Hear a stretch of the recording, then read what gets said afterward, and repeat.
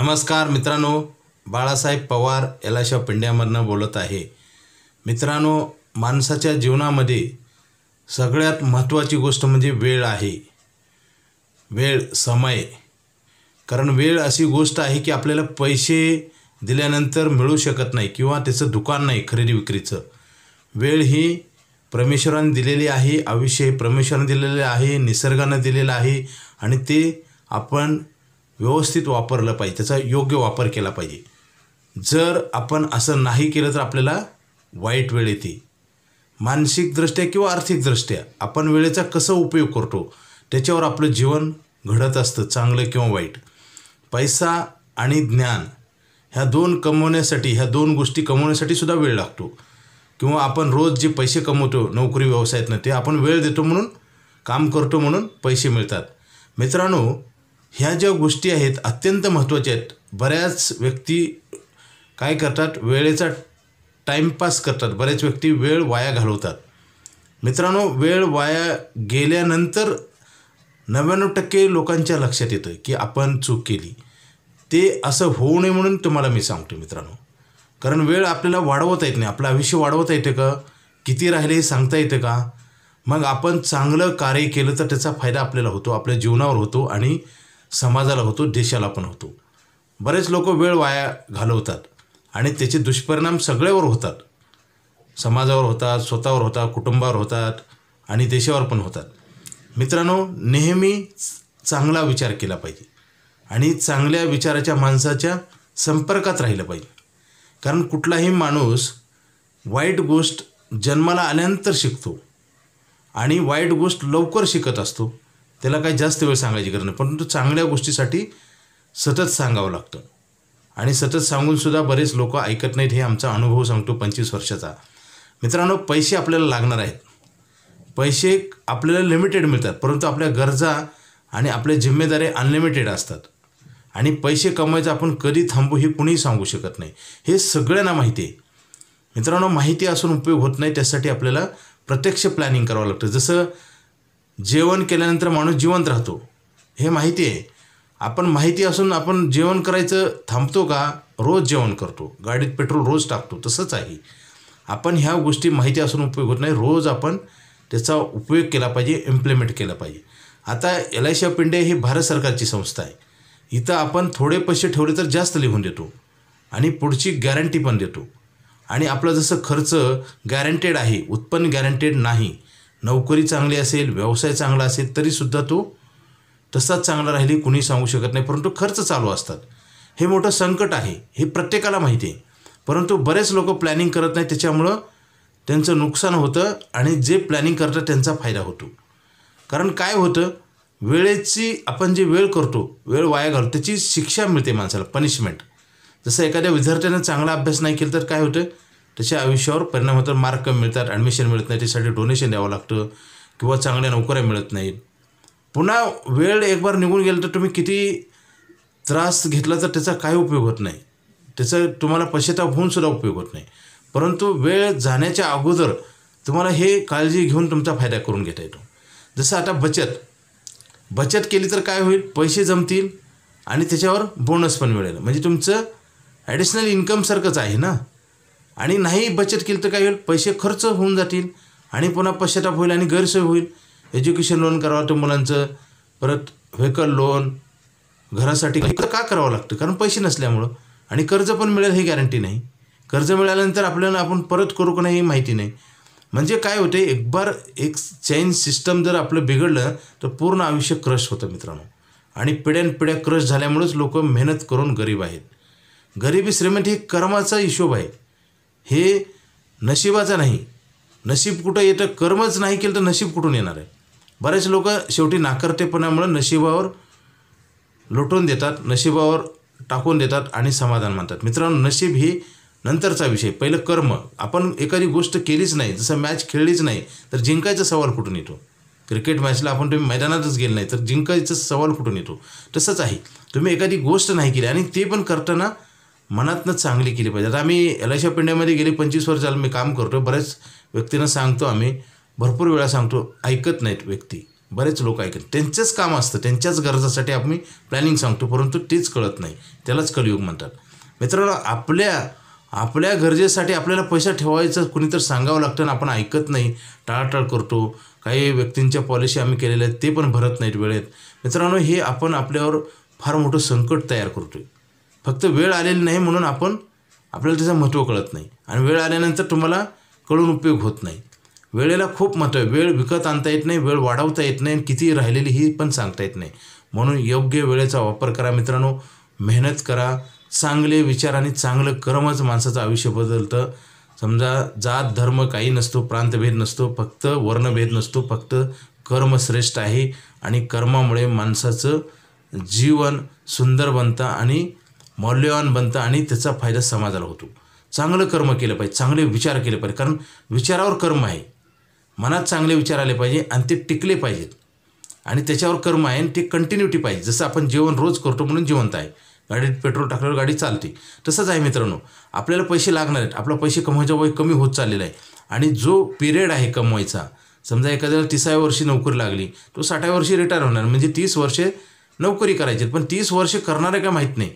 माणसाच्या जीवनामध्ये असे काही संकट आहेत की ते आपल्याला कल्पना पण नसते, कधी येणार आहेत माहीत नसतं, तारीख वेळ माहीत नसते, किती मोठं छोटं माहीत नसतं. जसं डिसॅबिलिटी, डेथ आणि डिसीज, ह्या 3 गोष्टी फार संकटमय असतात, आणि कोणाच्या जीवनात कधी येतील सांगता येत नाही. त्याच्यासाठी आपण प्लॅनिंग पाहिजे आपल्याकडे. जसं आपण 2 व्हीलर 4 व्हीलर चालवताना गाडीला ब्रेक लावून का जातो? विदाऊट ब्रेक तर कोणी चालवतं का गाडी? आणि चालवली तर काय होईल बघा. घराला आपण कुलूप का लावतो? सेफ्टीसाठी. घर उघडं ठेवा, न कुलूप लावता जावा, म्हणजे काय होईल बघा. कॅमेऱ्यावर कॅमेरा लावतो, दारावर दार लावतो, हे कशासाठी करतो? ज्या माणसानं पैसे कमवून वस्तू आणल्या त्याची आपण एवढी सिक्युरिटी करतो, आणि ज्यांनी कमवल्यात, जो कमवणार आहे त्याची सिक्युरिटी आपण घेत नाही. फार मोठी चूक आहे मित्रांनो. इथं गेली 25 वर्ष झालं आम्ही हे पाहतोय, बऱ्याच चुका केल्या जातात, आणि त्याची परिणती आपल्या आयुष्यावर होते आणि आपल्या समाजावर होते. पिढ्यानपिढ्या काही लोक त्रासात आहेत, आणि येतात पण. त्याचं कारण आहे, कारण आपण जसं शेतकरी पेरणी करतो म्हणजे काय होतं, धान्य वाढतं ना, तसं आपण पैसे ठेवत नाही, तर वाढायचा प्रश्न येतो कुठून? आणि LIC ऑफ इंडियामध्ये जर पैसे ठेवले तर आपण 5,000 ठेवले तर 20 लाख रुपये लिहून देतो, जे की भरलेले नसतात, जे की ठेवलेले नसतात, त्याची गॅरंटी देतो. बँका भरलेले पैसे परत मिळत नाहीत, कितीतरी बँका बंद पडतात, मल्टी मार्केटिंग कंपन्या बंद पडतात, आणि SIP, share market, mutual fund, सोनं चांदी, घर जागा जमीन, हे गुंतवणुकीमध्ये आपल्याला पुढची गॅरंटी नसते. सोनं आपण समजा 1 लाख रुपयाचं घेतलं तर दुसऱ्या दिवशी 1 लाख रुपयाला विकत नाही, त्याच्यात घट येते. हे तर कळत नाही. लोक म्हणतात त्याच्यात पैसे वाढतात, पण वेळ पण द्यावा लागतो ना. परंतु दुसऱ्या दिवशी त्याची किंमत कमी होते का वाढते? जसं एखादी कार घेतली 10 लाखाची, 8 दिवसानंतर विकायला लागल्यानंतर 10 लाखापेक्षा जास्त येतात का कमी येतात? म्हणजे ह्या प्रॉपर्टी करू नये असं नाही, परंतु बेसिक ज्याच्यावर डिपेंड आहे सगळं, आपलं इन्कम कशावर आधारित, त्याचं ते फाउंडेशन मजबूत केलं पाहिजे. तेच केलं जात नाही, आणि त्याच्यामुळे हे प्रॉब्लेम येतो मित्रांनो. जसं आपण पैसे कमवणार आहे, समजा एखाद्या माणसाला 1 लाख रुपये पगार आहे, तर 1 लाख रुपये पगार येण्यासाठी किती आपल्याला असा फंड लागेल, किंवा FD बँकेत ठेवावं लागेल, तेवढा इन्शुरन्स घेतला पाहिजे. आता इन्शुरन्सला 5,000 भरले की 20 लाख रुपयाचा मिळतो, म्हणजे एवढे पैसे ठेवावं लागत नाहीत. आणि पैसे कसं आहे, ते पैसे वाढत पण असतात, कारण 5,000 रुपये भरले की तुम्हाला 20,000 रुपये इंटरेस्ट दिलं जातं.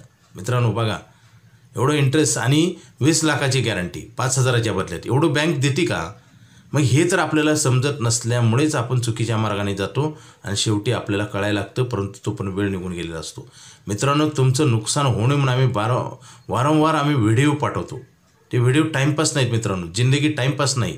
त्याच्या एका क्षणाचा हिशोब आपल्याला मिळून आपल्या परिवाराला पण त्याचं फळं मिळत असतात. मित्रांनो, आपण केलेली चूक आपल्या परिवाराचा दोष नसताना त्यांना पण ते भोगावं लागतं. मित्रांनो, पैसे वाढवले पाहिजेत, खर्चावर नियंत्रण आणलं पाहिजे. नसं तुम्ही किती पैसे कमवत ह्याला कसलंच महत्त्व नाही, तुमच्याकडे किती आहेत, किती वाढत आहेत, आणि पैसे कमवायचं वय रोज संपत चाललेलं आहे.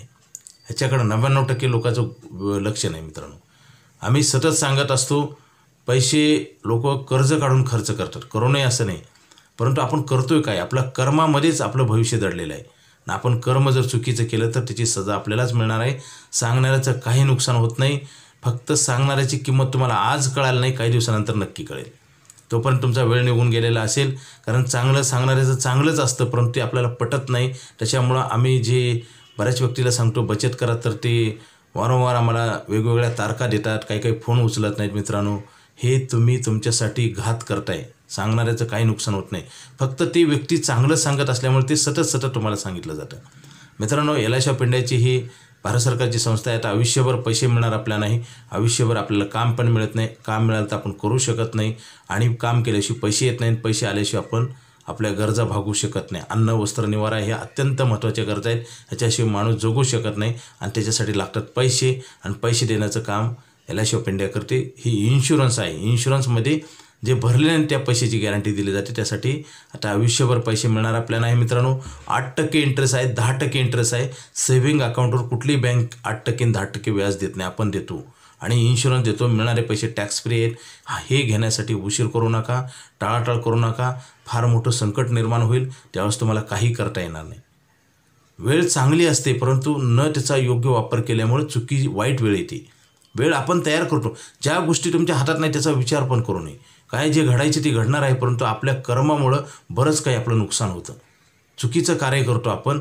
पहिलं सर्वप्रथम आलेल्या पैशातून आपण बचत करावी. आपण काय करतो, आलेल्या पैशापेक्षा जास्त खर्च करतो.